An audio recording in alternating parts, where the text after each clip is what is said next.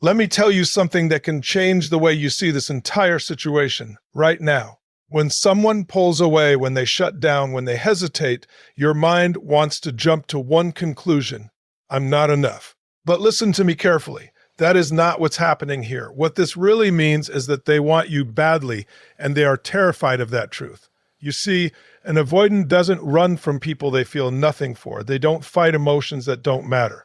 They don't build walls around experiences that are insignificant. The battle only shows up when something touches them at a deep level, when it threatens the identity they've built to survive. And understand this: human beings will always choose familiarity over happiness unless they become conscious. Pain they know feels safer than love they don't know how to hold. So when you see resistance, when you feel confusion, when their actions don't match the intensity you sense underneath, don't misinterpret the signal. This is not rejection. This is internal conflict. Inside them, there's a voice saying, I want this. I crave this. This feels real. And another voice shouting, this could hurt me. This could change me. This could cost me control. That's not a lack of desire. That's a lack of emotional safety within themselves. Now, here's where your power comes in. Most people respond to avoidance with chasing, explaining, proving, shrinking, or overgiving. And the moment you do that, you reinforce their fear, because now the connection feels overwhelming instead of grounding. Real strength, divine strength, is calm certainty. It's knowing who you are without needing them to validate it. It's staying open without begging. It's holding love without attachment to outcome. When you stand rooted in your own worth, something remarkable happens. The avoidant feels the pull even stronger, because now love doesn't feel like pressure. It feels like truth. And truth is confronting. See, love doesn't just connect two people. Love exposes every unresolved wound. It brings unfinished lessons to the surface. It demands growth. And for someone who has learned to survive by disconnecting, that feels dangerous. So don't take their struggle personally. Take it as evidence. Evidence that you matter. Evidence that this connection is real. Evidence that something powerful has been activated. But remember this: your job is not to rescue them from their fear. Your job is to honor your own soul when you choose self-respect over chasing, alignment over anxiety, faith over force. You step into a higher frequency, and from that place you don't lose anyone who is meant for you. You only lose illusions. If they rise to meet you. If they run from themselves, not from your worth. Stay grounded, stay loving, stay whole, because the most irresistible energy on earth is a person who knows their value, trusts divine timing, and refuses to abandon themselves for anyone. And when someone is fighting their feelings for you, it's because those feelings are powerful enough to change their life. Avoidance is not indifference. It is often intense desire wrapped in fear. Most people misunderstand this because they judge emotions by behavior alone, but human behavior is rarely a clean reflection of the heart. When someone distances themselves, goes quiet, or appears emotionally unavailable, the surface story looks like disinterest. Yet beneath that surface, something far more complex is happening. Avoidance is not the absence of feeling, it is the presence of feeling that feels too big, too risky, or too destabilizing to manage. Desire has a way of shaking the foundations of identity. When someone truly wants another person, it threatens the structures they've built to stay safe. If they've learned, often unconsciously, that closeness leads to loss, rejection, or emotional overwhelm, then desire becomes dangerous. The nervous system does not ask, is this love? It asks, is this safe? And if safety has been defined by distance, control, or self-reliance, then closeness triggers alarm bells no matter how genuine the connection is. This is why avoidance often increases in proportion to emotional intensity. The more meaningful the bond feels, the more urgent the need to retreat. Indifference doesn't require strategy. You don't have to manage what you don't care about. You don't have to suppress feelings that aren't there. Avoidance, on the other hand, takes energy. It takes mental effort to downplay desire, to rationalize distance, to convince oneself that wanting less is the smarter choice. That effort alone is proof that something powerful is being contained. Fear plays a central role here, but not the simple fear of another person. It's the fear of vulnerability, of dependence, of losing autonomy, or of repeating old emotional injuries. Wanting someone badly means giving them influence, and for an avoidant, influence feels like exposure. It feels like handing someone the power to hurt you, even if that person has done nothing wrong.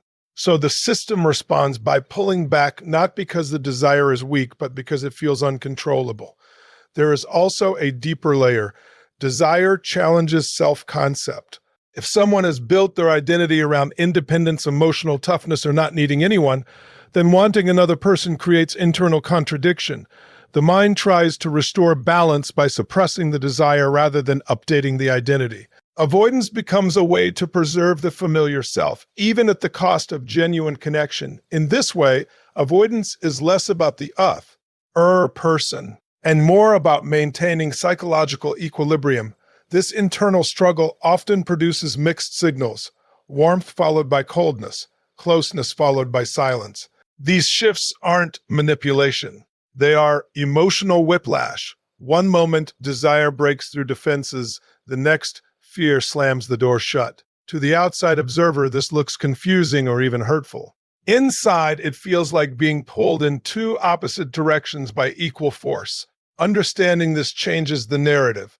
Instead of interpreting avoidance as a verdict on your worth, you begin to see it as evidence of emotional activation. You don't trigger avoidance by being insignificant, you trigger it by mattering. The connection touches something unresolved, something unhealed, something that demands growth. And growth always feels threatening before it feels liberating. This does not mean avoidance should be excused or tolerated without boundaries, but it does mean it should be interpreted accurately. Indifference is flat, neutral, and effortless. Avoidance is charged, conflicted, and defensive. One comes from absence. The other comes from excess. Too much feeling, too much meaning, too much at stake. When you recognize that avoidance can be desire entangled with fear, you stop personalizing the distance. You understand that the real battle is not between you and them, but within them. And that awareness alone shifts you from insecurity into clarity, from confusion into grounded strength. The avoidant is battling an internal war between longing and self-protection, and that war is exhausting. On one side, there is a deep pull toward connection, intimacy, and emotional truth. On the other, there's a powerful instinct to retreat, to armor up, and to preserve control. These two forces exist simultaneously, creating a constant push and pull that can look confusing, inconsistent, or even addictory from the outside. But internally, it feels like survival. Longing is not gentle for someone who has learned to live without emotional safety. It arrives like a disruption. It challenges the rules they've lived by. Don't depend, don't attach too deeply, don't need too much. When longing appears, it exposes a vulnerability they have spent years suppressing. That vulnerability whispers, I want closeness, I want to be seen, I want to feel. And the moment that whisper grows louder, self-protection rises just as fast to silence it. Self-protection is not conscious cruelty. It is conditioned defense. Often formed early in life, it teaches the nervous system that closeness equals risk. Risk of abandonment, risk of rejection, risk of being overwhelmed or losing oneself. So when longing pulls them toward another person, self-protection interprets that pull as danger. The body tightens, the mind rationalizes. Distance suddenly feels like relief, even though it also feels like loss. This creates a painful paradox. The avoidant wants the very thing they believe they must avoid. They crave connection but fear what it might cost them emotionally. They imagine closeness and feel warmth, excitement, and meaning. Then immediately they imagine consequences, dependence, expectations, emotional exposure, and fear takes the wheel. The result is internal conflict that rarely gets expressed in words, only in actions. That is why they may open up one moment and shut down the next, why they may express care but resist commitment. These are not games, they are symptoms of a divided inner world. One part of them is reaching forward, and another is pulling them back with equal force. To choose one side feels like betraying the other. Self-protection often wins, not because it is stronger, but because it feels safer. Longing asks for courage. It asks for trust in uncertainty. It asks them to step into emotional territory where there are no guarantees. Self-protection offers something familiar: control, predictability, and emotional distance. Even if it leads to loneliness, it feels manageable. Familiar pain feels safer than unfamiliar love. There is also shame embedded in this battle. Many avoidant individuals judge themselves for wanting connection. They see their longing as weakness, neediness, or loss of independence. So instead of honoring the desire, they fight it. They suppress it. They tell themselves stories to justify distance. The more intense the longing, the harsher the internal judgment becomes, and the stronger the defensive response. This inner war is draining. It consumes mental energy, emotional bandwidth, and peace. They are not calm in their distance. They are conflicted in it. They think about the connection even while avoiding it. They feel the pull even while resisting it. And the resistance itself becomes proof of how deeply they are affected. Understanding this doesn't mean excusing behavior that hurts others, but it does bring clarity. The avoidant is not cold. They are conflicted. They are not detached. They are divided. And until the battle between longing and self-protection is resolved within them, their actions will continue to reflect that inner struggle, no matter how strong the connection feels.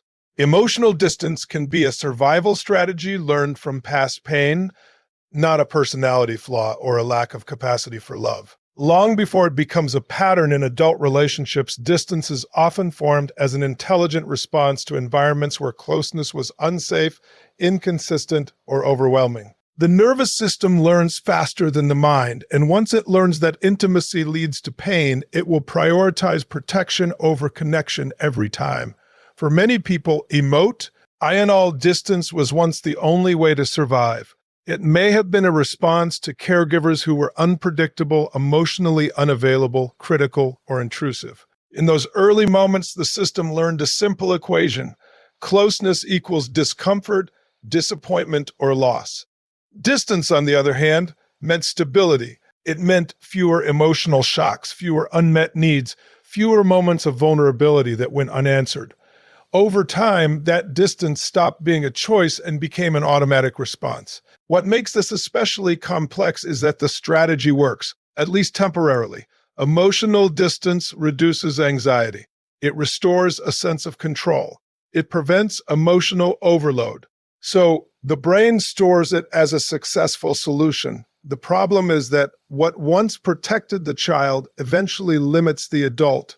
The same walls that kept pain out also keep love out, but the nervous system doesn't distinguish between the two. It only knows how to stay alive, not how to stay fulfilled. When someone with this survival strategy encounters a deep emotional connection later in life, the system reacts as if an old threat has returned. Even if the present situation is safe, supportive, and healthy, the body responds based on memory, not reality. The heart may want closeness, but the nervous system remembers danger. Emotional distance then activates automatically, not as rejection, but as reflex. This is why logic rarely overrides avoidance. You can reassure, explain, prove, or show consistency, and still watch the other person pull away. The reaction is not coming from the thinking mind, it's coming from a deeply wired survival response.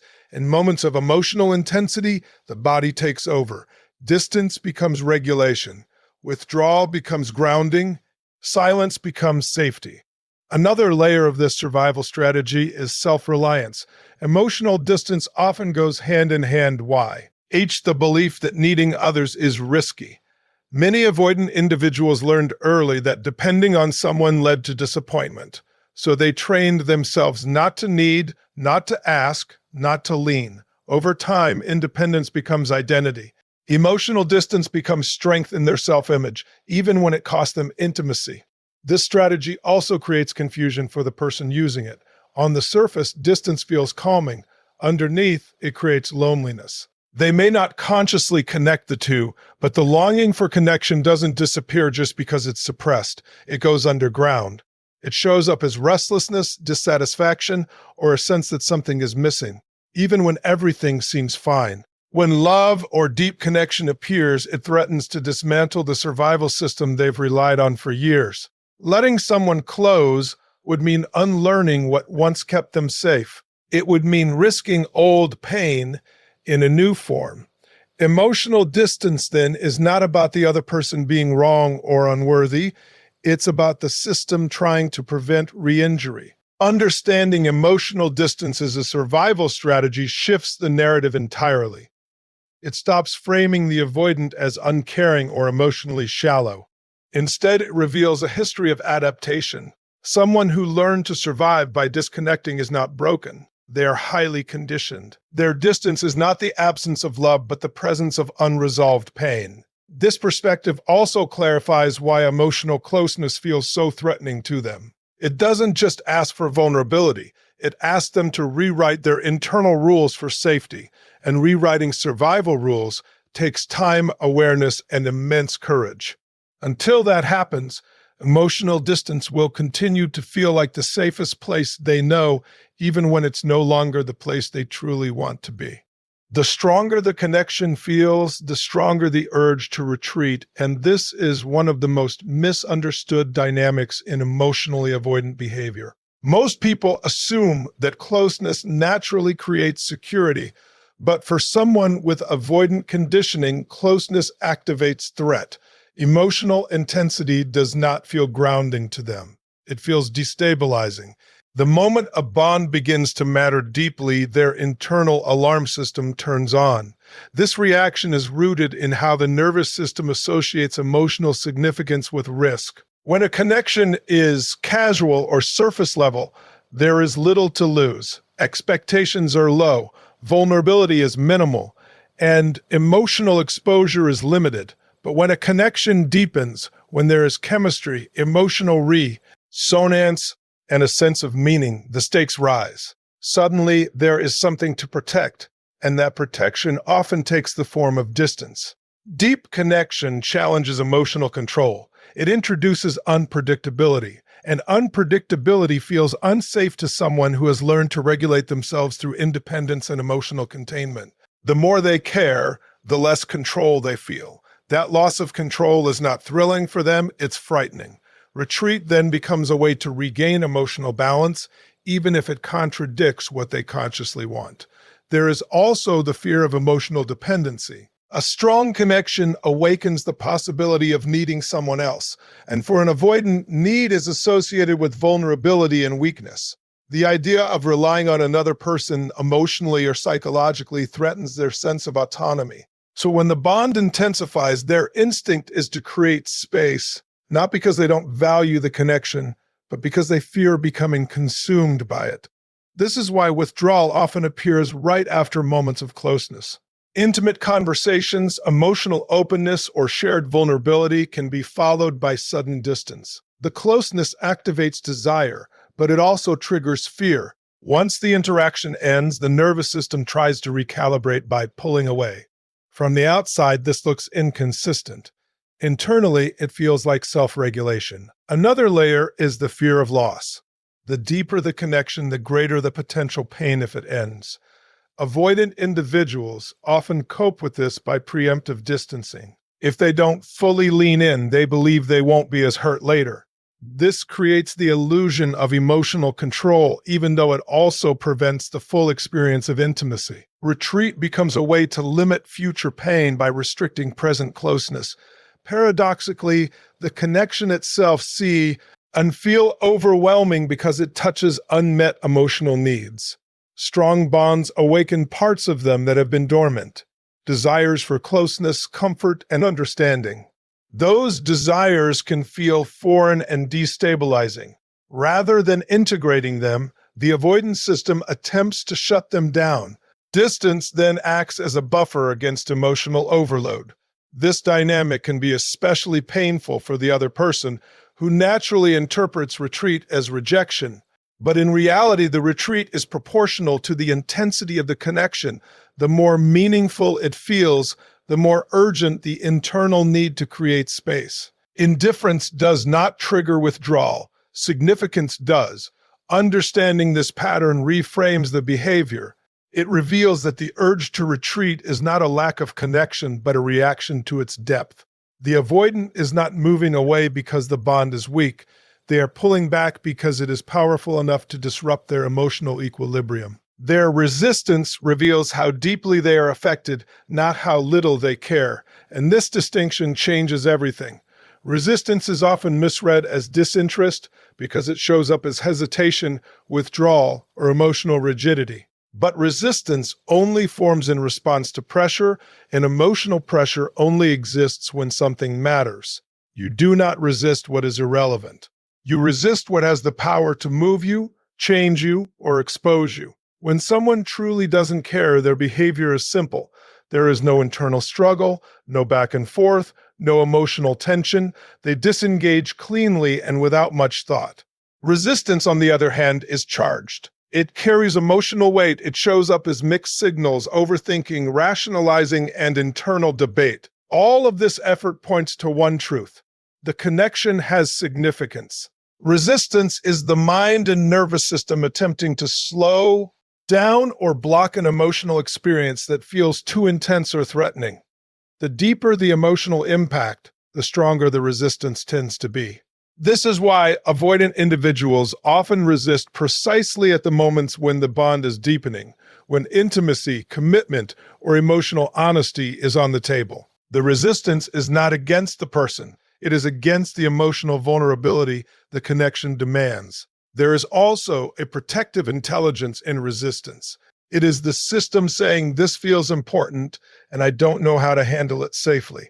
The body tightens, the mind looks for exits, and distance becomes the chosen strategy. From the outside, this can look cold or rejecting. Internally, it feels like containment, an attempt to prevent emotional overwhelm or loss of control. Another important aspect is that resistance often increases when the other person remains steady, authentic, and emotionally available. Consistency removes excuses. It eliminates the ability to dismiss the connection as casual or meaningless. When the bond remains present and real, resistance has only one target left, the avoidant person's own fear. That confrontation can be deeply uncomfortable, leading to even stronger pushback. Resistance can also be fueled by the fear of change. Caring deeply about someone threatens existing patterns, routines, and identities. It introduces the possibility of transformation, and transformation always requires letting go of something familiar. Even positive change can feel dangerous to a system built around predictability. Resistance then becomes a way to preserve the status quo, even if the status quo is emotionally limiting. This is why resistance should not be interpreted as a verdict on your value. It is not evidence that you are lacking, unlovable, or unimportant. In fact, it often appears when you are perceived as valuable enough to tether. The connection challenges defenses that were never meant to be challenged, and resistance is the first line of defense. However, recognizing this does not mean tolerating behavior that causes harm. Understanding resistance gives you clarity, not obligation. It allows you to respond from grounded self-respect rather than insecurity.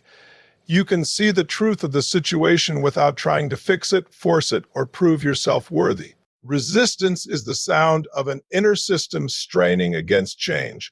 It is the friction between desire and fear. And friction only exists when there is contact, pressure, and emotional significance. True power comes from responding with grounded certainty, not chasing or forcing. And this is where the dynamic fundamentally shifts. When faced with avoidance, the natural impulse is to pursue, explain, clarify, or prove worth. That impulse comes from anxiety, not strength. It is driven by the fear of loss and the need for reassurance.